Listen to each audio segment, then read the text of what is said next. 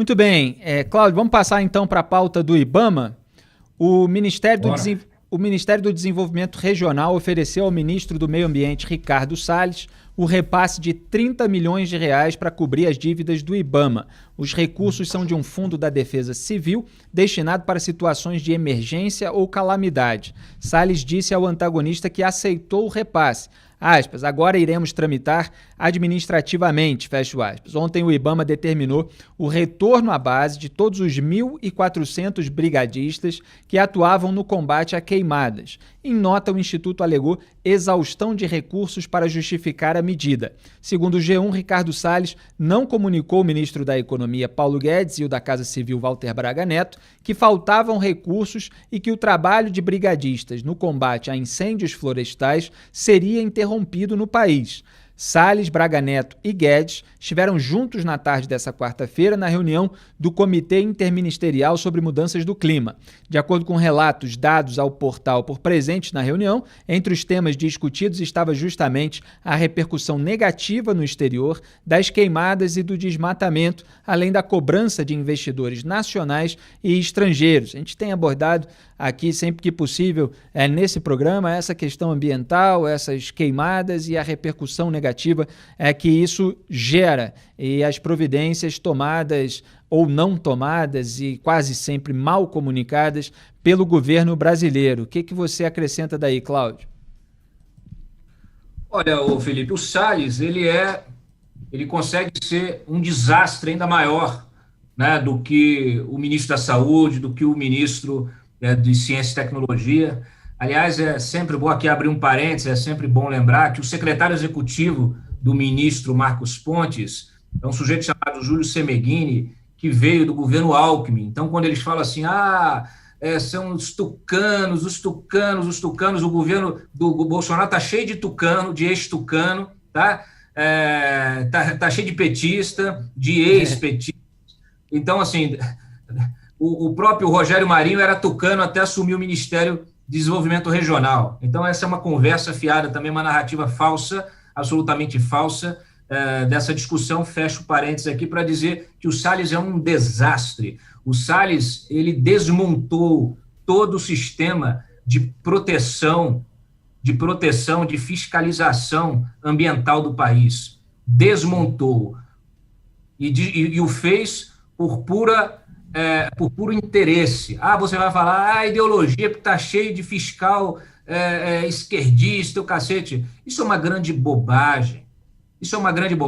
Se você estabelece ali, o servidor, ele está ali. Se você estabelece um plano de carreira bacana, o cara vai fazer o seu trabalho da melhor forma possível, né? E você tinha até a gestão do Salles uma história ali de sistematização, de fiscalização. Não é a perfeita? Não é. Nunca vai ser, ainda mais num país com dimensões continentais como o nosso. Poderia evoluir, mas não, involuiu. O Salles, que foi também secretário, né? Secretário de Meio Ambiente do Alckmin, ele simplesmente destruiu. Qual é o interesse que está por trás disso? É questão ideológica? Não é. É interesse econômico. Tá? O Salles, ele está ali representando um grupo de lobby que ajudou a eleger o Bolsonaro, de empresários interessados em se apossar de reservas ambientais, quer dizer, acabar com as reservas ambientais para poder instalar hotel, resort e os cambal. Ele representa esses grupos econômicos ligados à proteína animal. Basta dizer que o advogado, o presidente da República, advoga para a JBS, não precisa mais dizer nada. Então, tem interesse, a bancada do agronegócio tem gente muito boa, tem muito empresário bom, mas tem muita gente filho da mãe, tem muito sacana, tem muita gente que não está nem aí e que quer, inclusive, todo o problema do Pantanal, tem um problema histórico do Pantanal, um problema histórico. E quando fala do boi-bombeiro, já existiu boi-bombeiro no Pantanal, até você vir e começar a desviar curso de rio, provocar alagamento em regiões que não eram alagáveis, e aí você muda toda a estrutura do bioma local, e aí permite que aconteça esse tipo de desequilíbrio, como está acontecendo agora, e o governo não tem como reagir a isso. Por quê? porque o senhor Ricardo Salles simplesmente desmontou todo o sistema, desmontou de várias formas, tirando recursos, não aceitando mais recursos, trocando o comando desses órgãos de fiscalização. Então agora está ali o Rogério Marinho, porque, claro, virou uma situação de emergência, o Rogério Marinho está liberando lá 30 milhões da pasta dele, que é de fundo emergencial para calamidade, para poder atender o Salles, porque vai ficar feio para o Salles, né? Ficou feio de não ter dinheiro. Agora, é um irresponsável, esse aí também. Cadê o Congresso que não convoca esse sujeito, que não enquadra, que não questiona, que não pede, não tem um pedido de informações para o Ministério de Meio Ambiente? Quando não tiver mais nada, o cara estava querendo revogar proteção de manguezal, cacete. Isso é um absurdo completo. E eles querem fazer o quê? Querem transformar Angra em Cancún. Bolsonaro já disse isso. Estão todos no mesmo sistema. É o ministro do Turismo, é o chefe da Embratur, o sanfoneiro. Inclusive, um dia desses estavam aí com o Salles jantando na casa da Bia Kicis. Então, assim, estão todos atuando e trabalhando com o mesmo fim. Não estão interessados em proteção nenhuma. Agora, você imagina, eles não conseguem entender que o turismo que você precisa fomentar no Brasil, que inclusive o Brasil, com essa fauna, essa flora que tem, com essa riqueza, que o próprio Bolsonaro de vez em quando fala, não sei o que e tal. Quer dizer, você tem um capital próprio para fomentar o turismo, mas não, você quer destruir isso, você quer transformar Angra em Cancún. Cancún é uma faixa de areia e pedra cheia de prédio. Eu já estive em Cancún. Não tem nada, só cassino, bares, restaurantes e loja para você comprar, loja de artigos de luxo. É isso que o Bolsonaro quer transformar a Angra dos Reis? E todas as outras praias do país? E todos os outros parques de proteção? Então é o seguinte, onde está o Congresso subserviente? Está calado, por quê? Porque vai ganhar também. Porque os deputados locais, federais, senadores já estão de olho também nessas oportunidades, porque, é claro, você vai lá, devasta a área lá que você quer construir, aí você faz o quê? Constrói empreendimentos imobiliários. O que fizeram no Rio de Janeiro? Pegaram toda a área ali da Barra da Tijuca, Recreio dos Bandeirantes, aquela parte ali perto do lago, da Lagoa de Jacarepaguá, né? Fizeram o quê? Instalaram um parque de golfe, né? Um campo de golfe olímpico. Eu gosto de golfe, mas os caras fizeram isso, começaram a extrair a água da lagoa, acho que é a Lagoa de Marapendi, a lagoa ali de Jacarepaguá, começaram a usar a água para poder molhar o campo de golfe. Fizeram isso por quê? Porque ao largo do campo de golfe construíram conjuntos de prédios, conjuntos habitacionais. Tudo isso em parceria com empresas, com empreiteiras que ajudaram o Bolsonaro na campanha, inclusive uma delas é a Cirela. Então, assim, tá lá, fizeram o negócio. Hoje o presidente do Clube de Golfe Olímpico é um apoiador da campanha do Bolsonaro, inclusive já foi preso por comprar fiscal do IBAMA. Como é que fica? É esse o sistema. Então, assim, não há o que dizer. Imaginar que você tem uma situação como essa e um silêncio absoluto do Congresso, entendeu? Aí, mais uma vez, estamos órfãos. E hoje o presidente Jair Bolsonaro afirmou que vai organizar um sobrevoo pela região amazônica com diplomatas estrangeiros. Pose não falta. A ideia, de acordo com o governante, seria mostrar à comunidade internacional a narrativa sustentada pelo governo, a de que não há focos de incêndio e desmatamento na floresta brasileira. A gente tem um vídeo aí, produção, é isso? Nossa Amazônia, estamos ultimando uma viagem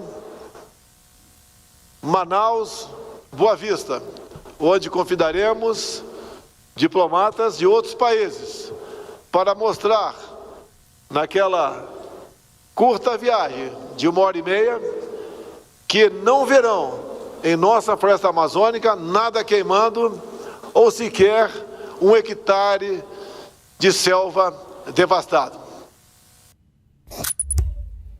Ô, Cláudio, será que esse avião vai passar mesmo nos lugares onde havia foco de incêndio ou vão levar os gringos ali para passear em outro lugar e fingir que não tem nada, hein? É muito fácil fazer isso na Amazônia. Você escolhe ali um trechinho, né? Escolhe um trecho, olha, não tem fumaça, o vento está batendo para o outro lado, vamos por aqui. E aí você leva pessoas ali como se você tivesse um roteiro turístico, né? Vamos conhecer a Amazônia. E ele faz um passeiozinho, né, naquela mata densa que você se perde. Não sei se você já esteve na região, eu já estive, já subi o Rio Amazonas, já andei lá nas chalanas, e tem lugar, inclusive do rio, que você olha para um lado e para o outro, você não vê margem. Parece que você está no oceano, né? Considerando a curvatura da Terra, né? A Terra não é plana, viu, gente? Então, quando você está num lugar como esse, é imenso, é uma imensidão. É muito fácil você pegar, botar 10 caras num aviãozinho, num helicóptero e fazer um passeio em qualquer lugar da floresta. Aliás, é essa imensidão, né, que permite que ela exista como um bioma próprio, né? A Amazônia realmente é um bioma próprio. E aí a gente vê sempre o Bolsonaro falando, né? Que a queimada, porque não dá para queimar a floresta, porque a floresta é... Vale a gente sempre lembrar que o processo não é esse, né? O processo não é você ir lá, fazer uma fogueirinha no meio da floresta e tacar fogo na floresta. Não é assim que acontece, né? Você primeiro entra o pessoal da devastação ali, dos madeireiros, né? Corta as árvores, rouba as árvores, depois você taca fogo no lugar. Se for um lugar que tem a possibilidade de extração mineral, vem os garimpeiros e entram naquela região também, fazem aqueles buracos, aquelas crateras enormes que muitas vezes a gente vê aí em reportagens, né? Quando não tem, eles vão e aí queimam tudo e transformam em pasto. Então, é um processo que vai acontecendo, né?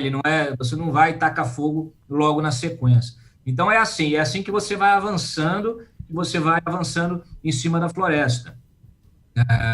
Então é muito fácil você pegar e levar esses diplomatas para né, fazer o roteiro turístico, né? Vai lá no Rio.